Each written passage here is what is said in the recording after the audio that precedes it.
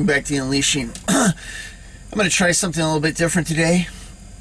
I'm stuck at a truck stop here and waiting to be dispatched. And even though I won't be able to upload this video, I figured it'd be a good opportunity to talk about a couple other things that have been recent. So, anyways, while I'm sitting here not doing anything, I'll share it. First thing I want to talk about is dragons. Okay, you guys got to hear this. It's pretty nuts. All right, so a couple weeks ago, I'm going over the pass into Washington, Snoqualmie Pass, and there's a TA there on the western side down by Bend, and it's always too packed. You can't stay there, so I decided to go back up the mountain and find a turnoff there where I could stay, and there's a creek and some other stuff like that, and I was like, oh, this is perfect. I'll just stay here, right, in the truck tonight. So I go to sleep that night, and I have this dream, right? And in the dream, I'm at some sort of college campus or something like that, right? That's what it looks like. There's lots of people around. There's kids and some other stuff like that, but there's also people that look like they're going to school. It's like it's a condensed, crowded area. And I pull up in a vehicle, and I'm there waiting for some people, and I see in the distance a dragon. Nobody else notices, and it's flying through the air, and I'm like, oh crap, this thing's really big, right?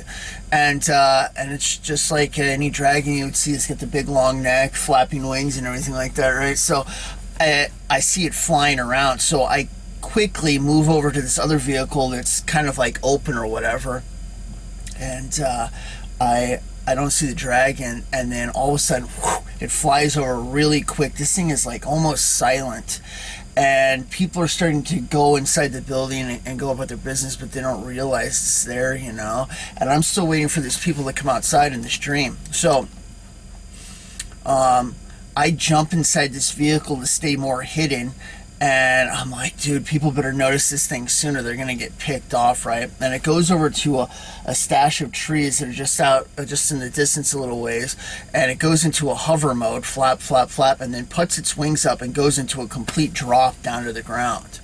And I'm like, dang, you don't hear it. There's no thud or anything like that. It was like silent, but when it lands in the woods, you don't see it. It's under the cover of that. Instantly, I knew that it had a nest over there where it just birthed some eggs or something like that, and it was taking care of them. So this thing was pregnant. It had already like given birth. And then while I'm watching, a few moments later, it breaks out of the trees, and there's a mountainside kind of in the distance with some pretty good hills. They look like grassy hills, and the thing scurries up and moves up. The very first thing that I notice, other than this thing is massive, is the way that it's moving. Its neck and its head reminds me exactly of how a bird moves. If you ever seen a bird hopping around on the ground for some seeds or bugs, how its head moves around really quick, twitchy, kind of peck, peck, peck. The way this thing's head moved was just like that. It reminded me of it instantly, right? And I'm like, that is so wild. And then the next thing I did was like, my gosh, that thing is huge, right? It's taking up the side of this mountain. And then I pictured in the dream, and I said, man, that thing is about the exact same size from head to tail as one of those cargo tankers that holds the cargo on ships and stuff like that. I'm like, this thing is huge. And it goes over the side of the hill. Right about this time, those people that I was waiting for come outside, and I'm like, get over here. And they come over to the window. I'm like, be quiet. I'm like, get in the vehicle right now. And I told them to like keep their head down, right? So when I do this, as soon as they get inside, that dragon, without any, like, you can't even tell that it had moved that close, had swooped down on the backside of this college, and its head was over the top, and it was looking down like a bird. And it could have picked anybody off with like we were insects, right? And I'm like, stay quiet. This thing's gonna get us, you know. And I'm thinking, I'm like, dude, there's nothing you could shoot this with other than like a tank or maybe like missiles from a jet or something like that. You know, it's just way too big. There's nothing that would cause this thing any damage, right? And it was really intense. And I wake up and I'm like, holy mackerel, that was nuts. I'm like, a dragon dream? I was like, that was wild. So I'm laying there in the truck, and I look at my watch, I hit the light, right, and it's 2:45 a.m. And I'm like, wow, that is totally wild. I'm like, God, did you just give me like some sort of like tribulation dream or something like that? I'm like, dragons? I'm like, where did that even come from, right? And I'm laying there thinking about it. As soon as I say that and I'm talking to God about it, I get a verse instantly put inside my head, right? Give me just a second here. And I know the verse right from Revelation 18, right? But I'm just going to read it.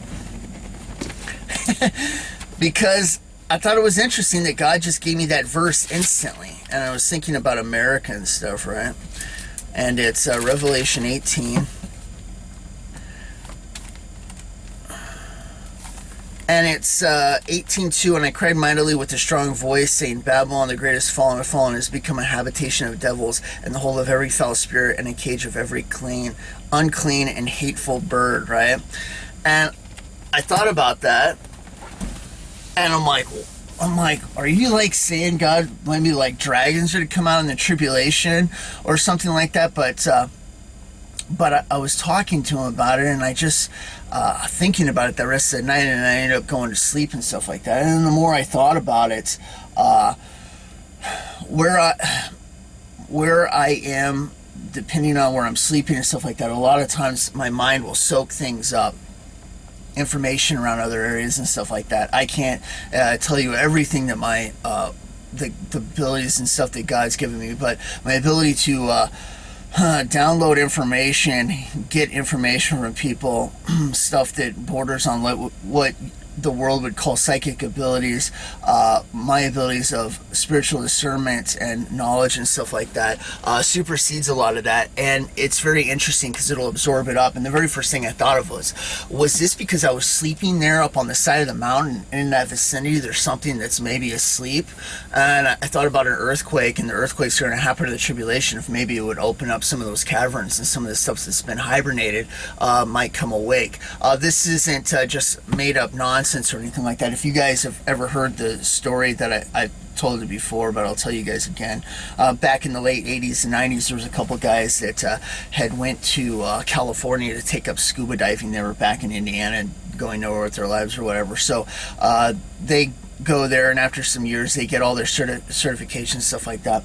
Well, they're out drinking one night, and they run into a rich dude at the bar, and it's out off the coast of Santa Barbara, and they're talking about their scuba diving, where they came from and everything like that. Well, this guy pays for their drinking that night, but he makes a deal with them. He's like, tell you what, if you guys stay with me the next day, you guys I'll take you out to a spot that I know not very many people know about, where there's like some shipwreck stuff, and you can go down and check it out. And so they're like, heck yeah, that's a great deal, right? So they go out there the next day, and what they don't know is it was about a month prior to that, a week or a month prior to that, there's drilling oil rigs and stuff like that off Santa Barbara, if you guys ever been in that area. Anyways, and they were drilling in a new area, and they broke into what they said on the radar or whatever, was like some sort of hollow pocket or something like that. And they stopped their drilling, and they retracted it. But they got something, I don't know if it was like on some sort of radar blip or something like that. They got something that came out of there that like had released or escaped from there. Well, anyways, during the rotation, they have a very good sized boat that they put their crew on and stuff like that. They can take them back to shore to transition on with the other group that's going to go out there for their time, right?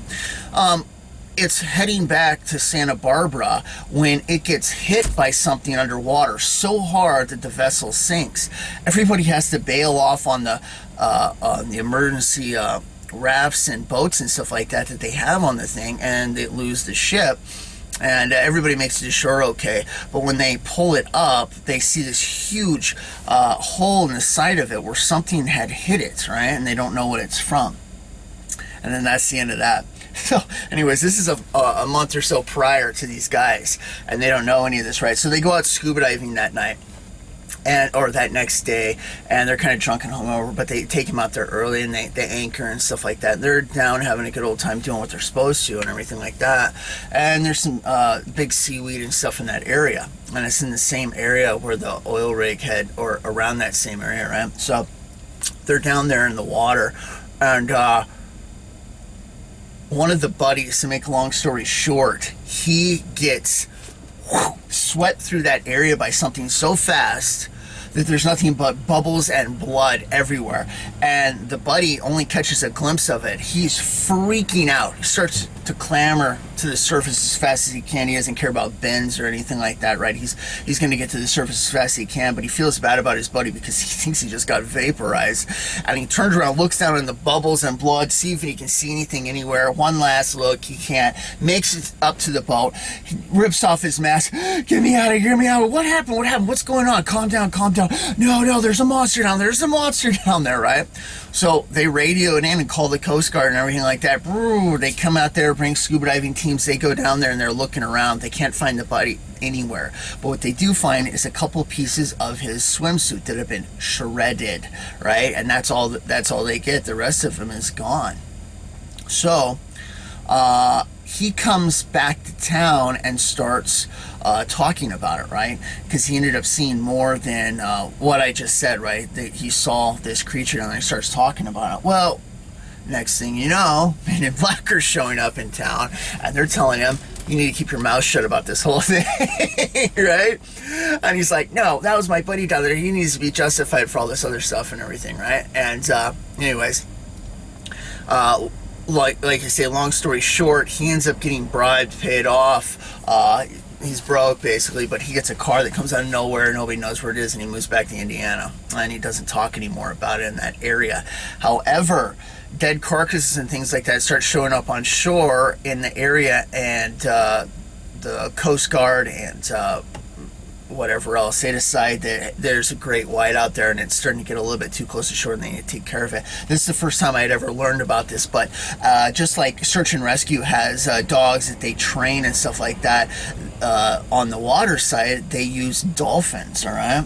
Like man's best friend, and these dolphins will train to track. They can smell and sense and stuff underwater. They're masters at it, right? So they'll actually put these big old canisters on them and almost like a muzzle that goes over the dolphin's nose, and they can give the scent of like a shark or something like that that's in the area, and they will go out there and they will punch into this thing in a battle, and it will boom release the canister all at once through like a needle thing that's off their nose, right?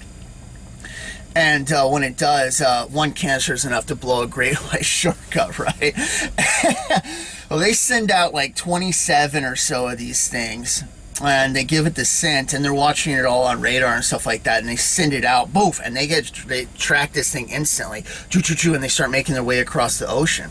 And as they're watching on radar, these things go out, all these dolphins go out and they surround it, and they see that this creature is huge, whatever it is. They don't know what it is, right?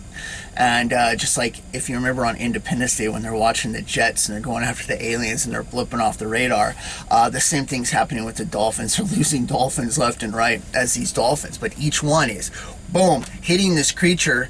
Canisters being deployed, like I say, one's enough to take out a great white shark, and all of the dolphins release their canisters on this invisible thing that they can see on radar, right? And all of them are getting blipped off. 3 dolphins, I believe, survive and make it back, and they're scraped to hell and stuff like that and everything else, but all the other dolphins die in the process of this thing, and they still don't know what it is. And it was a month or so after that some fisherman pulls up his net, and there's a gigantic dragon head that's stuck in it, right? Anyways, if you haven't heard that story before, now you can say that you had. So anyways, I'm thinking about all this stuff, and of course this is the idea with me, like sleeping in that area and possibly picking up something like that, and an earthquake releasing some of the stuff that's in the ground, because I know they're real, right? So the next day I'm thinking about it, and I tell Dustin, I call him, I'm like, dude, you're not gonna believe this, but I had this dragon dream last night. I'm like, man, it felt very real, like a tribulation dream. I'm like, I can't ever say how bad the tribulation is, because everything that you can possibly come up with, it's even worse than that. And I didn't think it could get worse than what he told me a year and a half ago with the 7 Thunders, by the way, which has been kept secret for over 2,000 years. So I mean, that's pretty badass that I got to hear that. But the titans are going to be released. I don't know if it's just going to be the giants or if it's some of the other stuff like Leviathan. It's a combination of all of them. But that's incredible, and that's a different topic altogether, because Leviathan is absolutely huge. But anyways, Leviathan makes any sort of tanker-sized dragon look like a grain of rice compared to the tanker itself. It's absolutely ginormous. But anyways, so I'm thinking about this, talking to Justin. Well, I give my mom a call, and I'm south of I think Tacoma or Olympia, Washington. I'm going down to Portland, and right when I'm telling my mom about this dragon, and I was saying in the dream, I was like, I compared it to like one of those tankers. My phone's cutting out on me, and it cuts out, and I look over to the right. Sure as heck, there's a gigantic cargo tanker there, perfectly side by side with my truck, and I'm like, no way. I'm like, what are the chances, right? So I'm like, okay, look at it. The memory's fresh. I just had the dream the night before. I'm looking at it on the side of the mountain. I even said in the dream, I'm like, it's the same size. And I'm comparing it. I'm like, good grief. Yeah, it's exactly the same size from head to tail. It's about the same length as one of those cargo tankers, right? I'm like, that is huge. So I call my mom back. I'm like, you're not going to believe this. I'm like, I'm looking at a tanker right now. I'm like, how crazy that happens? And the phone cut out right when I'm telling you this, and that's what I was saying in the dream, right? When I'm talking to God about this whole thing, right? So to make it even more interesting, it's like the next day, and I was telling you, I'm like in the dream, and I'm telling Dustin, my mom, I'm like, it acted just like a bird, the way it moved its head around, stuff like that. It's like, it's almost like it is part bird. It's not lunky or anything like that. It acts more like a bird. So the next day, no joke, I'm on Facebook, and a snippet pops up, and it's about dragons, and it's a snippet from Joe Rogan's show. And I'm like, no way. I'm like, what is this? So I click it, and it has a guy in there, and they're talking about a feather that they found up in a certain part of the north where these birds don't migrate, and it's blue or whatever, and it doesn't belong to any bird, right? And the conversation's about dragons, and they're saying that scientists think they can't find them with all the stories over the world because they think that they were like birds, and their bones were more hollow, and why they have a hard time finding bird remains is because of that. It doesn't last into the fossilization period. They're brittle, they break up and stuff like that. And if dragons were like that, it's the same thing. I'm like, what are the chances that this pops up at the same time I'm like thinking about this, and it has to do with them being more like birds, right? I'm like, that's nuts. So now yesterday on I think it was like a news channel, Fox News or whatever, pops up on my phone. Scientists over off of Japan or somewhere out there, they find this fossilized underwater what looks like a dragon, and it's got a big long neck and stuff like that, kind of exactly what I saw. Of course, the dragon I saw had wings, but I thought that was very interesting, and I'm only bringing it up because the whole dream had a very tribulation feel to it. And then God gave me that verse right there at that spot, like 3 a.m. in the morning, right? And I'm like, what are the chances? Babylon has fallen, has become a habitation for unclean birds, dragons, and all that other stuff, right? And filth. And of course, it's talking about America, right?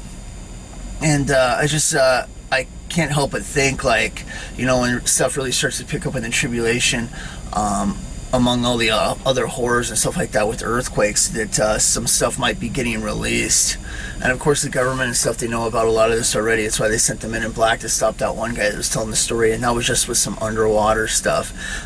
But it's very interesting, and I figured I might as well share it because I mean, I do. If God gives it to me and I think it's from him in any way, I'm going to share it. So anyways, I thought that was interesting, and it's just another crazy topic that can be brought up. Dragons were totally real back in the day, all the stories of them and stuff like that, where they were part dinosaur or other creations and stuff like that. They were actually flying around. It's just one of the other wild things that gets suppressed from normal knowledge and stuff like that. But anyways, them making a return would not surprise me at all, especially if maybe even if they weren't from earthquakes, they just started getting released from inside the earth because of all the other animals, including dinosaurs and stuff that are inside there. How they would do that, I don't know. But anyways, wouldn't surprise me at all. Anyways, just thought I'd share that with you.